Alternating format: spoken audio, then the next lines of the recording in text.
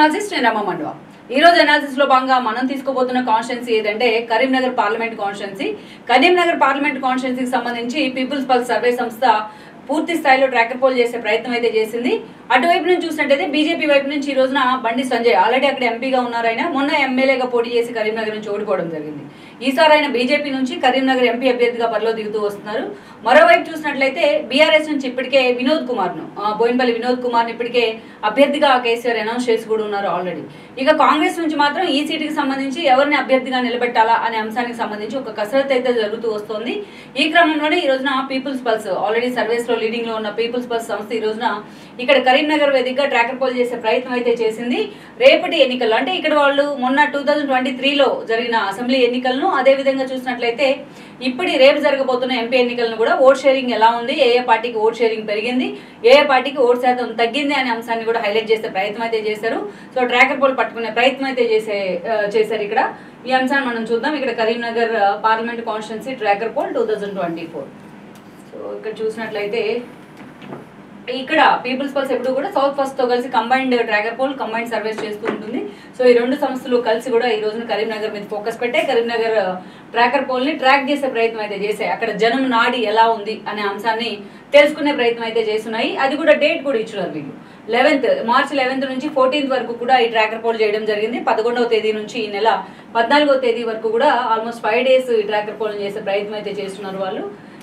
ఇక్కడ చూసినట్లయితే Karimnagar tracker poll survey 2024 People's Pulse and South First combined survey. ఇది methodology వాళ్ళు ఎలా ఈ ప్రొసీజర్ ని ఫాలో అయ్యారు, ట్రాకర్ పోల్ చేసే క్రమంలో ఎలాంటి ప్రొసీజర్ ని వాళ్ళు ఫాలో అయ్యారు అన్న అంశాన్ని కూడా ప్రధానంగా హైలైట్ చేయడం జరిగింది. Number of assembly segments Karimnagar parliament పరిధిలో ఉన్న అసెంబ్లీ సెగ్మెంట్స్ మొత్తం కూడా 7 ఉన్నాయి. 7 అసెంబ్లీ సెగ్మెంట్స్ ఉన్నాయి. ఇక టోటల్ పోలింగ్ స్టేషన్స్ మొత్తం 140 పోలింగ్ స్టేషన్స్ ఉండడం జరిగింది కరీంనగర్ పార్లమెంట్ పరిధిలో మొత్తం ఈ 7 అసెంబ్లీ కాన్స్టిట్యున్సీస్ పరిధిలో. అదేవిధంగా టోటల్ శాంపిల్స్ అంటే ఇక్కడ మనం చూసినా 3360 శాంపిల్స్ తీసుకున్నారు వాళ్ళు మొత్తం అన్ని అసెంబ్లీ సెగ్మెంట్స్ లో కలిపి. ఇక్కడ ఎలా శాంపిల్స్ తీసుకున్నారు అనేది కూడా 20 to 25 samples from each polling station. అంటే 140 పోలింగ్ స్టేషన్ నుంచి ఒక్కో పోలింగ్ స్టేషన్ నుంచి దాదాపు 20 నుంచి 25 శాంపిల్స్ తీసుకునే ప్రయత్నం అయితే చేస్తున్నారు. ఓవరాల్ గా 3360 శాంపిల్స్ తీసుకునే ప్రయత్నం అయితే చేస్తున్నారు. వాళ్ళ పోలింగ్ సరళి ఎలా అయితే ట్రాకర్ పోల్ చేసామన్న మెథడాలజీని కూడా ఇక్కడ కేటలారికల్ గా వాళ్ళు ఇవ్వడం జరిగింది.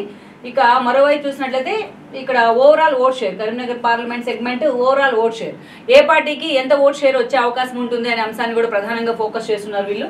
ఇక చూస్తే పార్టీ అండ్ ఇయర్ కాంగ్రెస్ పార్టీకి 26.15% ఓట్ షేర్ వచ్చే అవకాశం ఉంటుంది. ఇప్పుడు లీడింగ్ లో ఉంది కాంగ్రెస్, అధికారంలో ఉంది తెలంగాణలో. మొన్నటి అసెంబ్లీ ఎన్నికల్లో అధికారాన్ని చేజిక్కించుకుంది. ఆ పార్టీకి 26.15% మాత్రమే ఓట్ షేర్ అవకాశం ఉండే అవకాశం ఉంటుంది.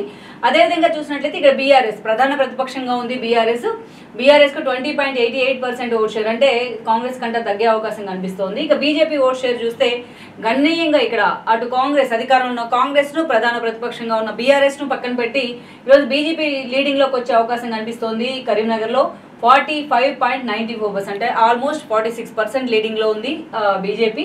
అదర్స్ ఇక మిగతా పార్టీలకు సంబంధించి 7.2% ఇక్కడ వచ్చే అవకాశం అయితే ఉంటుంది. ఇదే వాళ్ళు మ్యాప్ రూపంలో కేటలారికల్ గా గ్రాఫిక్స్ రూపంలో కూడా చెప్పే ప్రయత్నం చేస్తున్నారు. కాంగ్రెస్ కి 26%, బీఆర్ఎస్ కి 20% అండ్ దెన్ బీజేపీకి 45% అండ్ దెన్ అదర్స్ 7.2%. ఇక్కడ బీజేపీ ఈ రెండు పార్టీల కంటే అధికార ప్రతిపక్ష పార్టీల కంటే లీడింగ్ లో ఉన్న పరిస్థితి కనిపిస్తోంది కరీంనగర్ లో. అంటే బండి సంజయ్ కు క్లియర్ కట్ ఎడ్జ్ కనిపిస్తున్న పరిస్థితి అయితే ఇక్కడ ఉందనుకోవాలి. పీపుల్స్ పల్స్ ట్రాకర్ పోల్ ద్వారా అది మనకు అర్థమవుతుంది. ఇక్కడ వీళ్ళు ఏం చేశారంటే కాన్స్టిట్యున్సీ వైజ్ గా కూడా ఓట్ షేర్ ఎంత ఉంది అనే అంశాన్ని కూడా తీసుకునే ప్రయత్నం చేస్తున్నారు. మొత్తం 7 అసెంబ్లీ నియోజకవర్గాలు ఉన్నాయి కరీంనగర్ పార్లమెంట్ పరిధిలో. ఈ 7 అసెంబ్లీ నియోజకవర్గాల్లో ముందుగా మనం చూసినట్లయితే వేములవాడను తీసుకున్నారు. ఇక్కడ 2023కి 2024కి అంటే 23 అసెంబ్లీ ఎన్నికలకు మొన్న 3 నెలల క్రితం జరిగిన అసెంబ్లీ ఎన్నికలకు అదేవిధంగా రేపు జరగబోతున్న పార్లమెంట్ ఎన్నికలకు మధ్య వాళ్ళు మొత్తం ఓట్ షేర్ ని తీసుకోవడం జరిగింది. ఆ రెండింటిని కంపేర్ చేస్తూ కూడా కాంగ్రెస్, బీఆర్ఎస్, బీజేపీలో అండ్ అదర్ పార్టీస్ కూడా ఎలా ఉన్నాయి ఏ కాన్స్టిట్యున్సీలో అన్న అంశాన్ని కూడా వాళ్ళు హైలైట్ చేసే ప్రయత్నం చేస్తున్నారు. వేములవాడ తీసుకున్న ఇక్కడ ఓవరాల్ గా చూసినట్లయితే వేములవాడ కాన్స్టిట్యున్సీలో మొన్న కాంగ్రెస్ కు 41 వస్తే ఇప్పుడు 23% రాబోతోంది. బీఆర్ఎస్ కు మొన్న 32% ఉంటే వేములవాడ కాన్స్టిట్యున్సీలో ఇక్కడ 21% కనిపిస్తోంది. ఇక బీజేపీకి 17% ఉంది ఇక్కడ.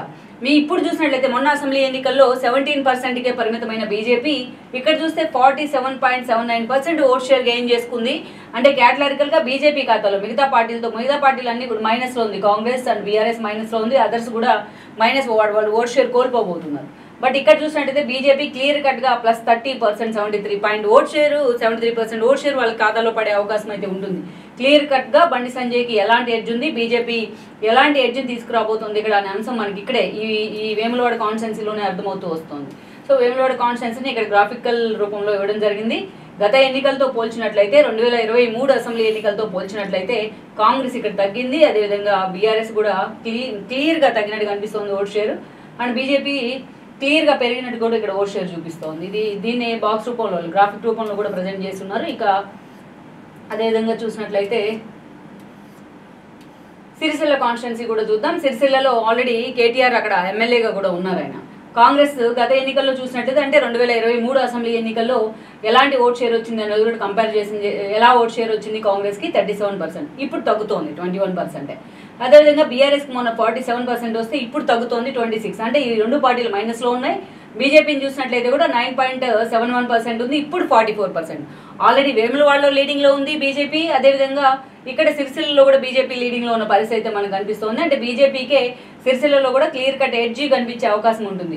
బీజేపీ ఓట్ షేర్ గణనీయంగా పెరిగినప్పటికీ కూడా అదే ఓట్ షేర్ కాంగ్రెస్ కూడా కాంగ్రెస్ తన ఖాతాలో వేసుకోలేకపోతుంది. ఇక్కడ ఈ అంశం కూడా మనకు అర్థమవుతుంది చూసినట్లయితే. అదే దీన్ని గ్రాఫికల్ రూపంలో ప్రజెంట్ చేసే ప్రయత్నం చేస్తున్నారు. బీఆర్ఎస్ అంటే కేటీఆర్ గెలిచిన కారణంగా అక్కడ సిరిసిల్ల అది పార్టీ కంచుకోటే. మొన్న 2023లో ఇలా ఉంటే బీఆర్ఎస్ ఎలా ఇప్పుడు తగ్గిపోయింది 26%, ఆల్మోస్ట్ సగానికి సగం పడిపోయినట్లే. బీజేపీ 9 పాయింట్ మాత్రమే ఉంది మొన్నటి ఎన్నికల్లో, అసెంబ్లీ ఎన్నికల్లో. పార్లమెంట్ ఎన్నికలకు వచ్చేటప్పటికి ఈవెన్ ట్రాకర్ పోల్లోనే ఇంకా పూర్తి స్థాయిలో షెడ్యూల్ కూడా నోటిఫికేషన్ కూడా రాలేదు, అప్పటికే 44.80% లీడింగ్లో ఉంది బీజేపీ సిరిసిల్ల కాన్స్టిట్యున్సీలో. అదేవిధంగా చొప్పదండి కాన్స్టిట్యున్సీ కూడా కీలకం కాబోతోంది కరీంనగర్ పార్లమెంటు పరిధిలో. ఈవెన్ చొప్పదండిలో కూడా మొన్నటి ఎన్నికల్లో అక్కడ స్థానికంగా కాంగ్రెస్ ఎమ్మెల్యే గెలవడం జరిగింది. ఇక్కడ కాంగ్రెస్ 49% ఓట్ షేర్ గెయిన్ చేసుకుంది మొన్నటి ఎన్నికల్లో. ఇప్పుడు గణనీయంగా సగానికి పైగా ఓట్ షేర్ తగ్గింది, 22%. ఇక్కడ ఈవెన్ బీఆర్ఎస్ కూడా 29% ఓట్ షేర్ ఉంటే ఇప్పుడు ఇంకా తగ్గిపోయింది 17%కి. బట్ ఈ రెండు కూడా మైనస్లో ఉన్నాయి. వేరేస్ బీజేపీ మాత్రం ఇక్కడ చూసినట్లయితే 14% నుంచి 52% వరకు కూడా ఓట్ షేర్ గెయిన్ చేసింది. +37% ఓట్ షేర్ యాడ్ అవుతుంది ఈ కాన్స్టిట్యున్సీలో చొప్పదండిలో బీఆర్ఎస్కు. అదర్స్ కామన్గానే ఇచ్చున్నారు. ఇంకా ఏ పార్టీ ఏంటి అనేది కూడా క్యాటలారికల్గా అదర్స్ మొత్తాన్ని కంబైన్ చేసి ఇవ్వడం జరిగింది.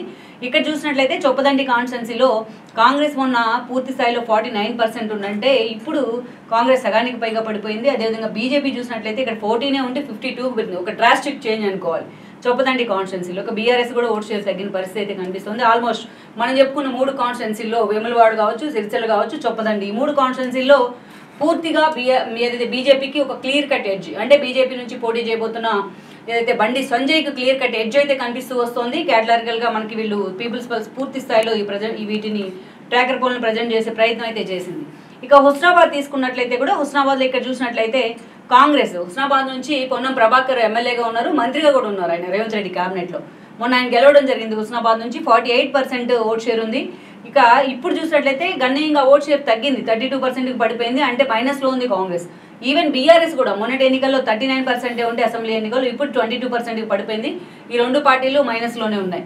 బట్ ఇక్కడ చూసినట్లయితే హుస్నాబాద్ లాంటి పొన్నం లాంటి వాళ్ళు మంత్రిగా ఉన్నప్పటికీ కూడా ఆ కాన్స్టిట్యున్సీలో బీజేపీకి గణనీయంగా ఓట్ షేర్ పెరిగింది. ఇక్కడ అన్ని కాన్స్టిట్యున్సీతో పోలిస్తే 4% నుంచి ఏకంగా ఈరోజు 38%కి బీజేపీ అంటే బండి సంజయ్ తన ఓట్ షేర్ పెంచుకోగలుగున్నారు. అంటే 34% వాళ్ళకి యాడ్ అనే ఎలిమెంట్ అయినట్టే ఓట్ షేర్. ఇదే గ్రాఫిక్స్ రూపంలో ఇక్కడ హైలైట్ చేసే ప్రయత్నం అయితే జరిగింది. ఇక అదేవిధంగా చూసినట్లయితే హుజూరాబాద్ కాన్స్టిట్యున్సీ, ఈ కాన్స్టిట్యున్సీ గురించి మనం ప్రత్యేకంగా హైలైట్ చేసుకోవాలి. ఇక్కడ నుంచి ఈటెల రాజేంద్ర బీజేపీ తరపున మన ఎమ్మెల్యేగా పోటీ చేస్తున్నారు. బట్ ఏదైతే బీఆర్ఎస్ నుంచి పోటీ చేసిన కౌశిక్ రెడ్డి అక్కడ ఎమ్మెల్యేగా గెలుచున్నారు, ఈటెల ఓడిపోయినారు. అలాంటి ఒక కాన్స్టిట్యున్సీలో అంటే ఈటెల రాజేంద్రకు ఒక సోలో ఇమేజ్ కావచ్చు, అక్కడ కొంచెం ఆయనకి ఆ పార్టీకి ఎడ్జ్ ఉంది అనేది అందరు అంచనాలు. కానీ మొన్న ఆయన ఓడిపోవడం జరిగింది. ఆ ఎన్నికల్లో అంచనాలన్నీ కూడా తారుమారయ్యాయి. సో కాంగ్రెస్ వైపు బీఆర్ఎస్ అక్కడ లీడింగ్లో ఉందేమో, బీఆర్ఎస్ గెలిచింది, 38% ఉంది ఓట్ షేర్, బట్ ఇప్పుడు మైనస్ అయింది. అదేవిధంగా కాంగ్రెస్ చూసినట్లయితే 25% ఓట్ బ్యాంక్ వచ్చింది మొన్న, ఇప్పుడు 29% అంటే కొంచెం పెరగలిగింది, ప్లస్ అంటే యాడ్లో ఉంది. ఇక్కడ పూర్తిగా బీఆర్ఎస్ ఓట్ బ్యాంక్ మైనస్లో పడింది.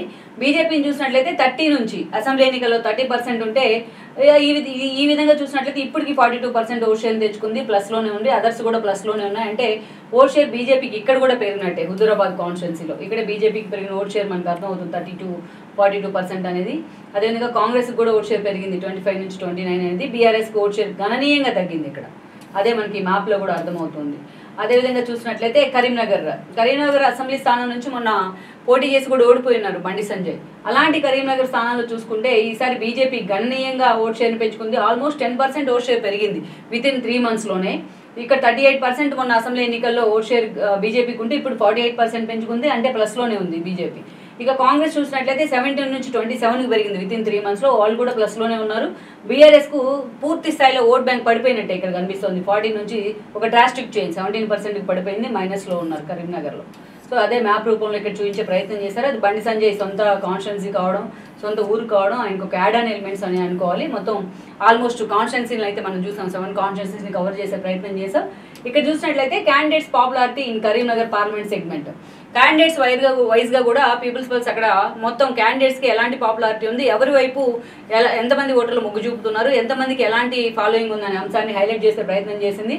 ఇక్కడ బండి సంజయ్ లీడింగ్లో ఉన్నారు. ఈ విషయంలో కూడా బీజేపీ నుంచి ఎంపీ అభ్యర్థిగా పోటీ చేసిన బండి సంజయ్కు 51.97% గెయిన్ అవుతోంది. అదేవిధంగా వినోద్ కుమార్ చూసినట్లయితే ఎవరు ఏ లీడింగ్లో ఉన్నారు అంశానికి సంబంధించి బోయినపల్లి వినోద్ కుమార్ బీఆర్ఎస్ నుంచి పోటీ చేస్తూ ఉన్నారు. ఆల్రెడీ గతంలో ఎంపీగా కూడా పనిచేశారు ఆయన. బండి సంజయ్ చేతిలో గత ఎన్నికల్లో ఎంపీ ఎన్నికల్లో ఓడిపోవడం జరిగింది. మరోసారి ఆయన్నే అభ్యర్థిగా ఖరారు చేశారు కేసీఆర్. ఆయనకు 23.23%. ఆయన అంటే బండి సంజయ్ కన్నా వెనుకబడి ఉన్నారు. పాలిటిక్స్లో ఈయనకన్నా సీనియర్ అయినప్పటికీ, బట్ ఇక్కడ మాత్రం కరీంనగర్లో ఇప్పుడు వెనుకబడే ఉన్నారు. ఇక ప్రవీణ్ రెడ్డి కాంగ్రెస్ నుంచి ఎవరు పోటీ చేస్తారనే అంశానికి సంబంధించి ఇప్పటిదాకైతే ఒక క్లారిటీ అయితే లేదు. అందుకని అక్కడ లోకల్గా వినిపిస్తున్న పేర్లను బట్టి వీళ్ళు అక్కడ ఏదైతే ఓట్ షేర్ ఎవరి వైపు మొగ్గు చూపే అవకాశం ఉంది, ఎంత మొగ్గు చూపే అవకాశం ఉందని సర్వే చేస్తున్నారు. ప్రవీణ్ రెడ్డి అయితే 8.36%, రాజేంద్ర అయితే 5.42%, శారద అయితే 5.93% అండ్ స్నేహ అయితే 5.8%. అదే మ్యాప్ రూపంలో కూడా ఇవ్వడం జరిగింది. ఇట్లా చూసుకున్న బండి సంజయ్కి క్యాటలారికల్గా క్లియర్ కట్ ఎడ్జ్ కనిపిస్తోంది. దీని ప్రకారం చెప్పొచ్చు బీజేపీ కరీంనగర్లో తన జెండా కాషాయ జెండా ఎగరేస్తుంది అనేది కూడా మనం ఇండైరెక్ట్గా చెప్పుకోవచ్చు ఇక్కడ ఈ సర్వే చూసిన తర్వాత, రిపోర్ట్స్ చూసిన తర్వాత. అదేవిధంగా క్యాండిడేట్స్ పాపులారిటీ ఎక్కడ ఎలా ఉంది, ఏ కాన్స్టిట్యున్సీలో ఎలా ఉంది అని తీసుకున్నప్పటికీ కూడా ఇక్కడ ఓవరాల్గా చూసిన అన్ని కాన్స్టిట్యున్సీ 7 కాన్స్టిట్యున్సీలు హుస్నాబాద్, చొప్పదండి, హుస్నాబాద్ అండ్ హుజూరాబాద్, కరీంనగర్ అండ్ మాన్కొండూరు, సిరిసిల్ల, వేములవాడ, ఈ అన్ని 7 కాన్స్టిట్యున్సీల్లో కూడా క్లియర్గా మనకి ఇక్కడ కనిపిస్తుంది. క్యాటలారికల్గా బండి సంజయ్కి ఎడ్జ్ కనిపిస్తుంది. మిగతా వాళ్ళతో పోలిస్తే ఎక్కడ కూడా మిగతా వాళ్ళు ఆయనతో కంపేర్ కావట్లేదు.